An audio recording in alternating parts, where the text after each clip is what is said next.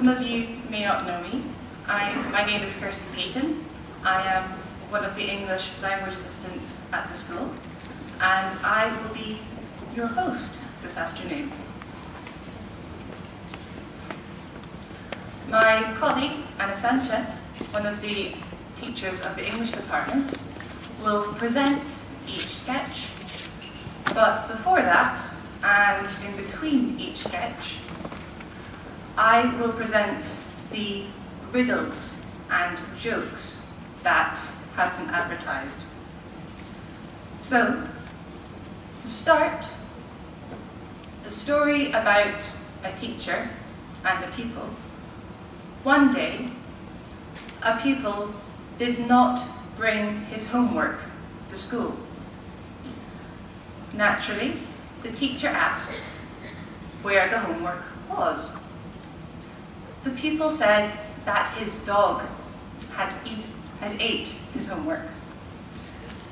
The teacher asked, "Do you think that I will believe that after 20 years of being a teacher?" The pupil explained and said, "No, it's true. I had to put honey on the homework, but the dog did eat the homework in the end. Honest." Another story about pupils and teachers. One day at school, the pupils had to have an exam. Afterwards, the teacher asked one's pupil, "I hope I did not see you looking at one of the other exams." The pupil responded, "I hope you did not see me looking at the exams either." And now, a couple of riddles. What can be caught but not thrown? What can be caught but not thrown? The answer is a cold. You can catch a cold, but you cannot throw it, sadly. Or maybe that is a good thing, I'm not sure. A patient went to his doctor complaining from memory loss. He told his doctor that he was losing his memory. The doctor was not able to help the patient, sadly. Do you know why? Can you guess? Why was the doctor not able to help the patient? The patient that had memory loss. The doctor's first question was, "Have you ever had this before? Have you lost your memory before?" Perhaps not the best doctor to see about this problem. And finally, I'm sure many of you know that one problem with English is that the spelling is very difficult. How words are spelt is very different from how they are said. One example of this: how do you spell the word mousetrap? To repeat, how do you spell the word mousetrap? C-A-T, cat. Without further ado, my colleague Anna Sanchez will now introduce the first sketch. Thank you very much.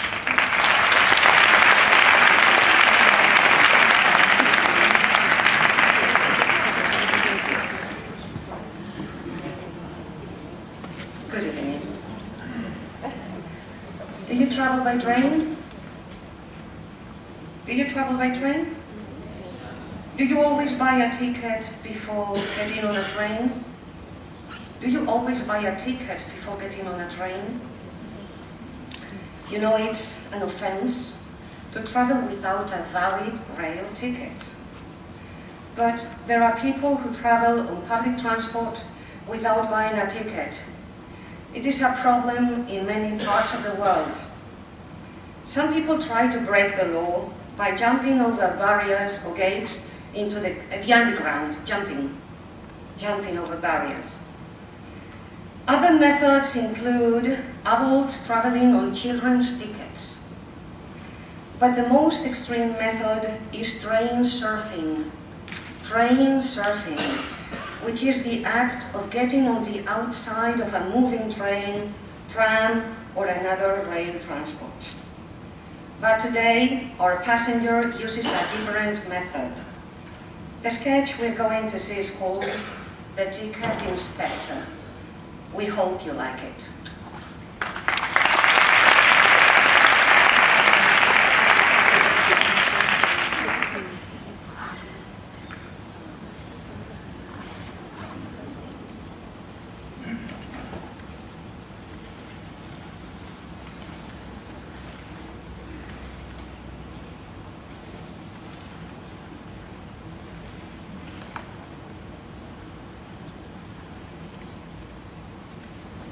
Coffee?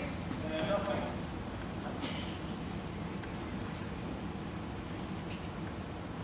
She's putting there? No thanks. Tickets? No thanks. Pardon? I don't want a ticket, thank you. I'm not selling tickets, sir. No. No, I want to see your ticket. Oh, I haven't got a ticket. You haven't got a ticket. No, I never buy a ticket. Why not? Well, they are expensive. No. No, sir. You are traveling on a train. When people travel on a train, they always buy a ticket. Oh, And this is a first class compartment. okay. It's very nice, isn't it? No, sir. I mean, this is a first class compartment. When people travel in a first class compartment, they always buy a first class ticket. No, they don't.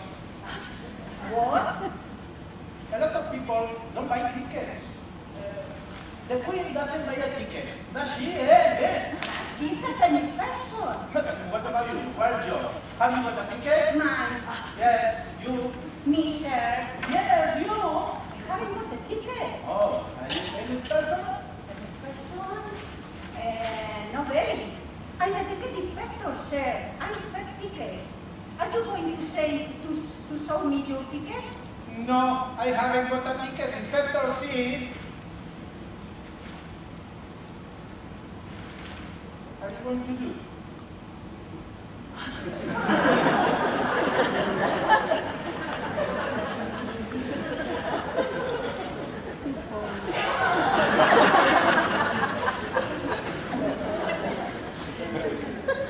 I'm going to write your name in my book.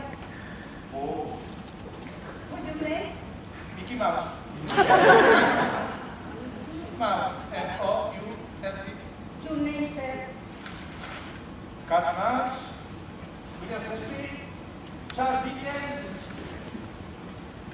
I see, sir. If you are not going to say me your name, please leave the train. Pardon? Leave the train. I can't. You can what? I can't leave the train. Why not? It's moving. No, no, sir. At the next station. Oh, It's in there, sir.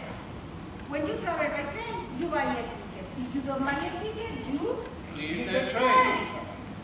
Here we are, sir. We are coming to the station. Leave the train. Now. Now, Yes, I'm sorry, sir, but that's It's okay. in That's there. okay. what did you say? I said, that's okay. Okay. Yes, this is my special. Goodbye.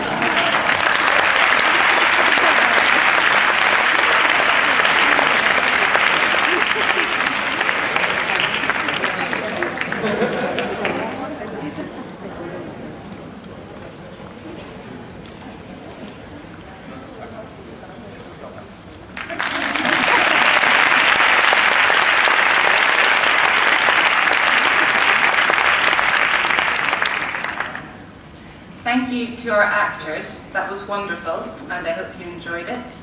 I know that a number of students have worked very hard during the term to get ready for today. A few more jokes and riddles. Another story about teachers and pupils. You can see there is a theme now, I think. Another exam. Afterwards, a teacher asked John, "You copied from Fred's exam paper, didn't you? I know you copied from Fred's exam." Jonathan asked, "How did you know?" He could not understand how the teacher could know that he had copied, that he had cheated. The teacher explained, "Well, on Fred's exam paper, it says, 'I don't know' to one question. And for the same question, you have written, 'Me neither.'"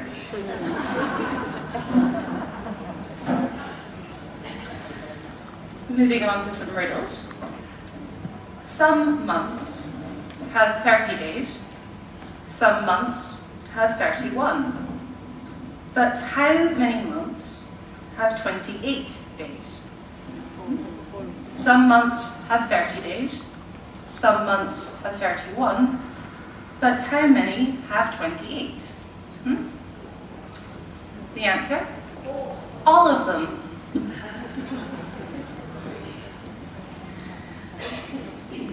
Can you identify this object from this description? It is an object that gets wetter the more it dries. The more it dries, the wetter it gets. What can that be? The answer is a towel.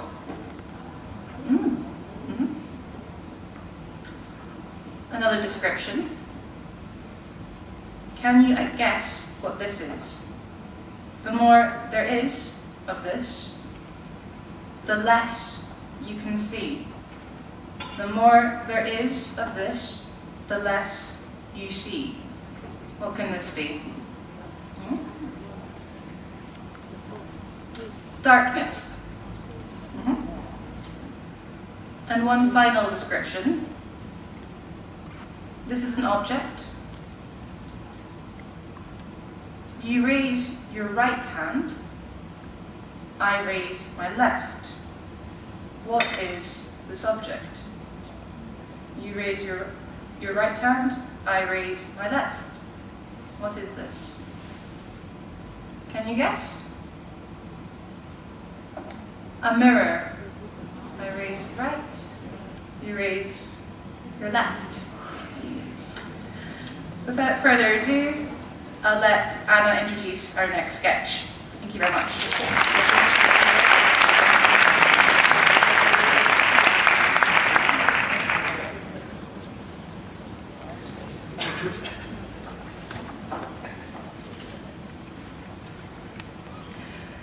Now I'm going to give you some information about the postal system. The postal system is a system where written documents and small packages are taken to places around the world. Anything sent through the postal system is called mail or post. A postal service can be private or public. Governments often make rules about private postal delivery systems. Since the early 19th century, national postal systems have mostly been controlled by governments. The governments make people pay a fee, tarifa, to send something. This fee is usually in the form of stamps. Stamps? Sellos. Postal systems don't simply send letters. They do other things. In some countries, the postal system is also in charge of telephone and telegraph systems. The postal systems in other countries can help people apply for government papers. Apply for government papers, solicitar. For example, passports and driver's licenses. In many places, the post offices also work like banks. This is so that people can take out money or pay bills. Bills? Pay bills? Facturas. Facturas. At a nearby post office instead of traveling to a big bank in the nearest town. A lot of funny stories have taken place in post offices, and this is one of them. The next sketch is called The Post Office.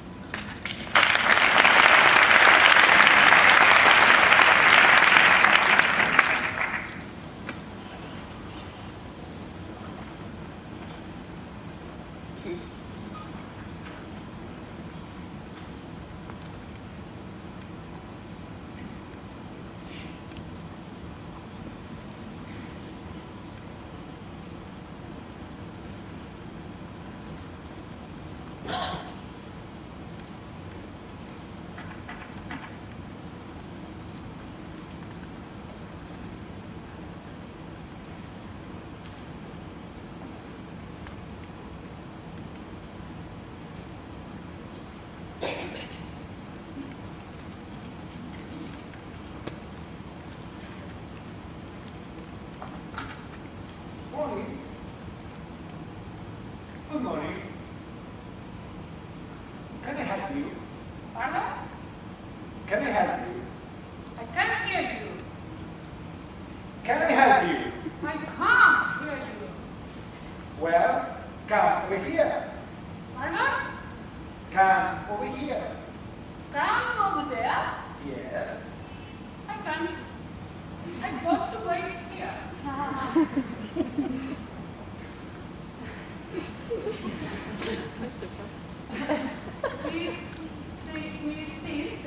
Says, wait here. Yes, but you're the only customer. Yes. So come over here. Oh, all right. Well, how can I help you? Can I say a pass to Australia? Yes, you can. Good. I want to send this to Australia, to my daughter. What's this? Contents one coffee bowl. A coffee bowl. Yes. This is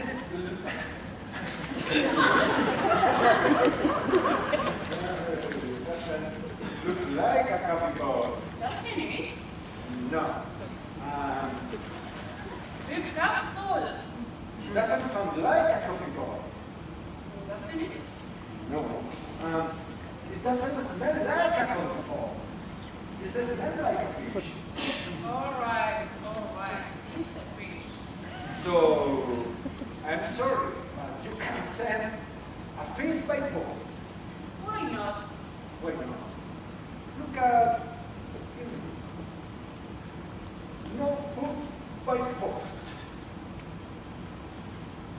No food by post. Food? This isn't food. This is Napoleon. Napoleon. Yes, Napoleon. He's my daughter's fish. And my daughter lives in Australia. That's why I want to send him to Australia. I'm sorry, but you can send him by post. Why not? Because it's a fish. No, please. Please. No. Please. So sorry. Please. No. Please. Okay. There is no name of the post. Oh, sorry. Napoleon.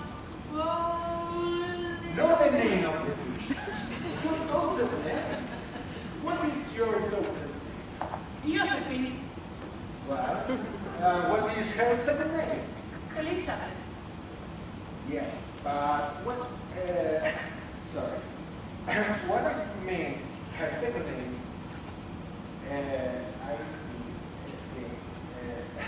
Her family name. What is her family? It's the same as mine. Yes, but what is it? Oh, Wellington. Well, Yes. address? Pardon? Address. Where does he live in Australia? Oh, Cindy? No. Sydney, no. Madam? No. Adelaide? Adelaide.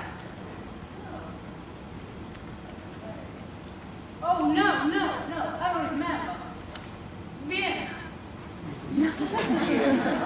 Vienna. Vienna is in Austria. That's what I said. But you didn't. You said Australia. Huh? Yes. So this is going to Josephine Elizabeth Wellington in Vienna, Austria. Yes. Well, How much is it? that depends on the weight. Pardon? Weight. Well, Oh, I mean, weight, not weight.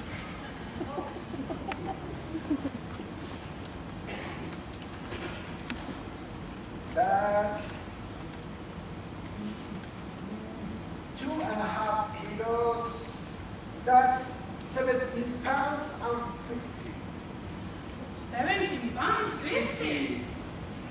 Yes. That's very expensive. Yes. He's going by air. Going by air? Yes. Napoleon can't go by air. Why? Because he's a fish, not a bird. Yes, but he's going on an airplane. On an airplane? Yes. How extraordinary. I'm going on an airplane today. Really? Yes. I'm going to visit my daughter. It's your daughter, Josephine. Yes. In Vienna. Yes. Well, why don't you take Napoleon with you? Take Napoleon with me? Yes, to Vienna. Take Napoleon with me to Vienna? On an airplane. On an airplane? Yes. Yes, of course. I can take Napoleon with me on an airplane to Vienna. Yes. And then, when I get to Vienna, Yes. I can post him from there.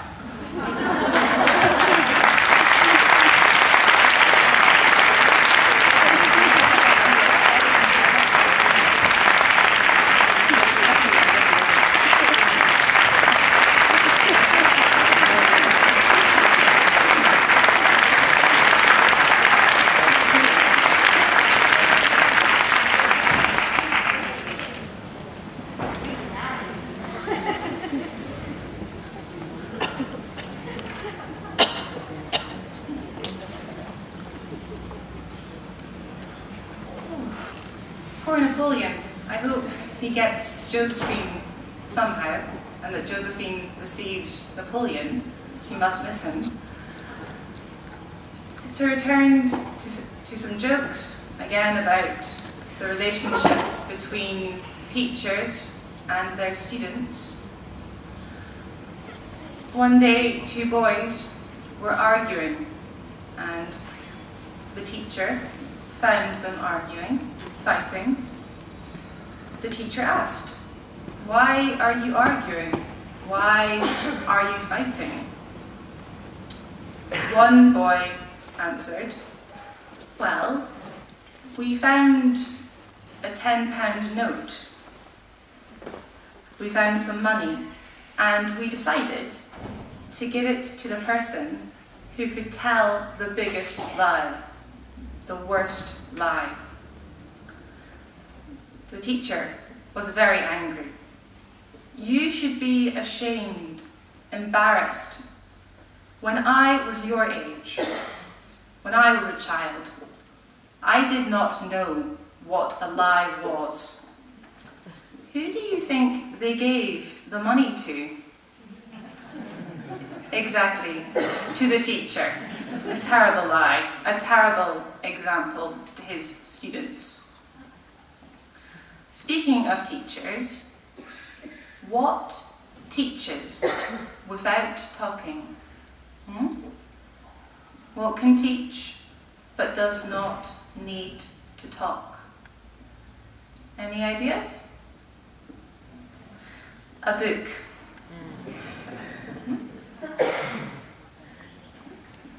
A slightly different riddle.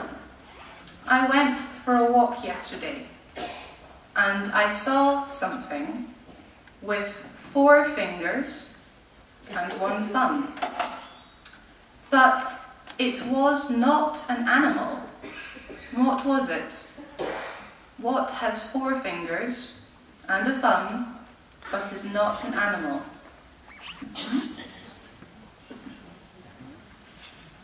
A glove. A glove to wear on your hand. A problem of identity. This is a man who has married many women, but has never married. Who is this man? A man who has married many women, but has not married. Yes, a priest. Well done.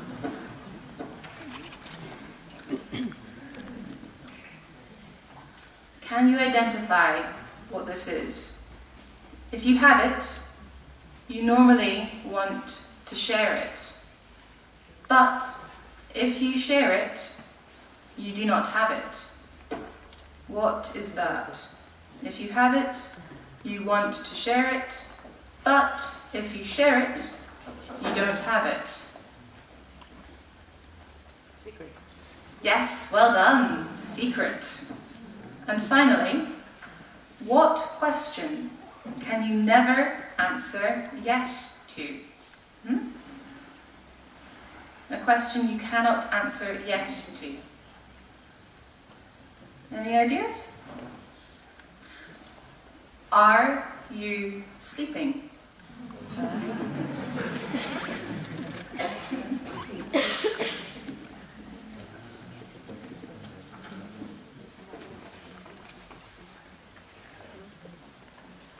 And now, without further ado, my colleague will introduce the next sketch.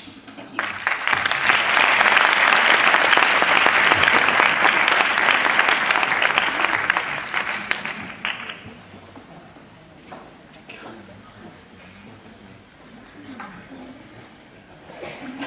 Shakespeare's birthplace. Shakespeare's birthplace is situated on Henley Street in the town centre of Stratford-upon-Avon. This is where the Shakespeare story began. As the house where William Shakespeare was born and grew up, Shakespeare's birthplace has been welcoming visitors for over 250 years. Shakespeare also spent the first 5 years of married life in this house with his new wife, Anne Hathaway. For millions of Shakespeare fans all over the world, this house is the most important place connected with him. Famous writers such as Charles Dickens, John Keats, Walter Scott, and Thomas Hardy visited Shakespeare's birthplace. It is a fascinating house that offers a curious look into Shakespeare's early world. The next sketch is called Shakespeare's House. What is it about? Well, when we are traveling as tourists, we sometimes get so much information that we can get confused and visit the wrong place. Here is our story.